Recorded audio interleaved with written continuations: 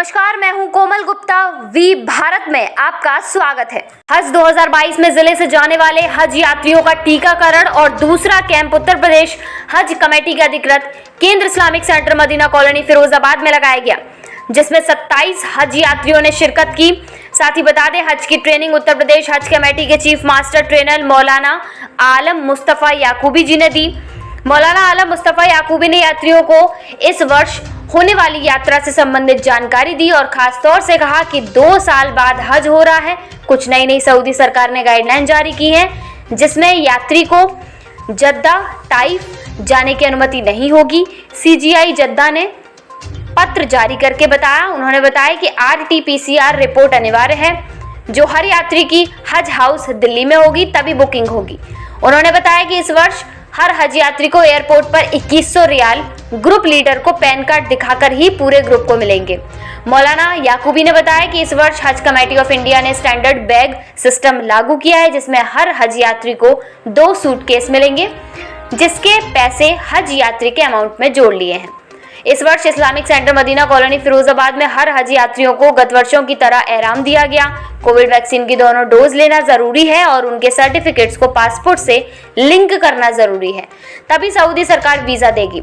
उन्होंने हज यात्रियों को बताया कि सऊदी सरकार की गाइडलाइन का जिक्र करते हुए कहा कि इस साल सभी हज यात्रियों को स्मार्टफोन ले जाना जरूरी है, क्योंकि सऊदी में उतरते ही आपके मोबाइल में CGI जद्दा का ऐप डाउनलोड करना जरूरी होगा।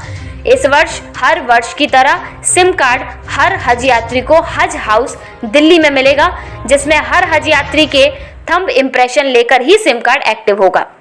बता दें, इस अवसर पर मुख्य अतिथि जिला अल्पसंख्यक कल्याण अधिकारी जितेंद्र कुमार ने हर हज यात्री को यात्रा की शुभकामना दी और कहा कि हज यात्रियों के हित को सामने रखते हुए जिले में 2 कैंप लगाए गए हैं।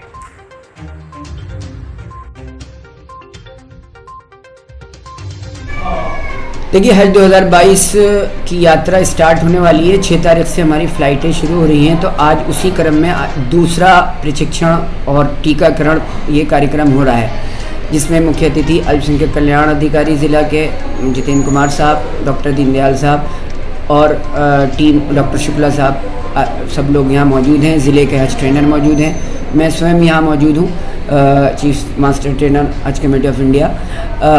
हज कमेटी ऑफ इंडिया की तरफ की गाइडलाइन के मुताबिक उनको टीकाकरण कराया गया है और आज उनको दूसरा प्रशिक्षण भी कराया गया है। इस तरह से जो टोटल हाजियों ने आज यहाँ शिरकत करी है, जाने वालों ने, उन्होंने 22 लोग हैं। अभी 2, 4, 5 लोग रह गए हैं, तो उनका भी दूसरे चरण में टीकाकरण करा दिया जाएगा।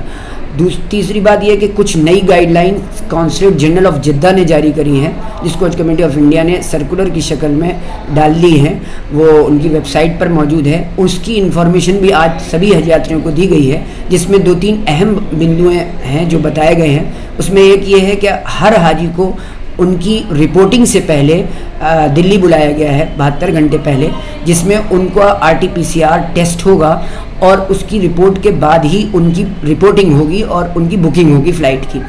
दूसरी बात ये बताएगी कि उनको जो सिम कार्ड दिया जाएगा वो सिम कार्ड उनको वो बायोमेट्रिक से ही अपडेट होगा, यानी उनके थंब इम्प्रेशन से ही वो अपडेट होगा और वो एक्टिवेट होगा, तभी वो सिम कार्ड एक्टिव हो पाएगा। तीसरी बात उनको ये बताई गई है कि इस बार पहली बार ऐसा हो रहा है कि सऊदीया में हज यात्री हज के दौरान जद्दा भी चले जाते थे। अब जो कोई मक्का पहुंचने के बाद जद्दा जाना चाहेगा तो सऊदी गवर्नमेंट ने उस पर रोक लगा दी है। वो अब हज के दौरान हज से पहले जद्दा नहीं जा सकता है। अगर वो चला गया तो उसको वापसी नहीं होने दी जाएगी, जिसकी वजह से उनका हज बाधित हो जाएगा। इसलिए सभी हज यात्रियों को इसका ख्याल रखना है। चौथी बात उनको ये बताई गई कि जो महिलाएं प्रेग्नेंट हैं और उनका तीसरा मंथ चल रहा है, उनको भी नॉट अलाउड कर दिया गया है कि वो भी सफ़र नहीं कर सकती, जबकि ये ऐसे पहले नहीं होता था। लेकिन इस बार कोविड की वजह से, उसकी गाइडलाइन की वजह से बहुत सारे प्रिकॉशंस लिए गए हैं। हज यात्रियों के लिए ये भी बताना है, क्योंकि उनको इस साल जो बिल्डिंगें मिल रही हैं उसमें उनको खाना पकाने की सहूलत नहीं होगी, वो खाना उनको होटल से खाना होगा। तो इसलिए कोई ऐसा सामान लेकर ना जाएं जो लिक्विड हो, जिससे उनको सफ़र में दिक्कत पैदा। हमें इन बातों का ख्याल रखना है कि जब उनको रियाल दिए जाएंगे एयरपोर्ट पर, तो उनको अपना पैन कार्ड, जो ग्रुप का एक लीडर होगा, जो हेड होगा, उसका पैन कार्ड ज़रूरी है उसके पैन कार्ड से ही सबको रियाल दिए जाएंगे, जो 2100 रियाल हर हाजी को मिलेंगे। क्योंकि हज इस साल काफ़ी महंगा है और उस महंगाई की वजह हमारी करेंसी का गिर जाना है, क्योंकि 22 रुपये का एक रियाल है। ये एक बहुत बड़ा सबब है जिसकी वजह से हज महंगा हो गया है। और टिकट में भी हमारी इंडियन गवर्नमेंट की तरफ से सब्सिडी ख़त्म हो चुकी है, इसलिए हज यात्रा महंगी हुई है। और सभी हज यात्रियों को इसके बारे में भी बता दिया गया है कि वजह ये है ताकि आप किसी दूसरे मैसेजेस के ज़रिए या उससे भ्रमित ना हो। ये सभी हज यात्रियों को बताया गया है और उनकी आसानी के लिए हर कदम पर उनको प्रिकॉशंस किया गया है। साथ में उनको सूटकेस भी दे जाएंगे, जो 3 तारीख को हमारे यहीं जो अधिकृत सेंटर है इस्लामिक सेंटर, वहीं से हज यात्रियों को वो बैगेज मिलेंगे जो स्टैंडर्ड बैगेज हैं, VIP कंपनी ने प्रोवाइड कर रही है हज कमेटी ऑफ इंडिया की तरफ से, जिसके पैसे हज यात्रियों ने दिए हैं, वो ही बैगेज को लेकर सफ़र करना होगा। ये भी इस साल लागू किया गया है। ये तमाम इन्फॉर्मेशन है आपके माध्यम से तभी हज यात्रियों तक पहुंच जाएं।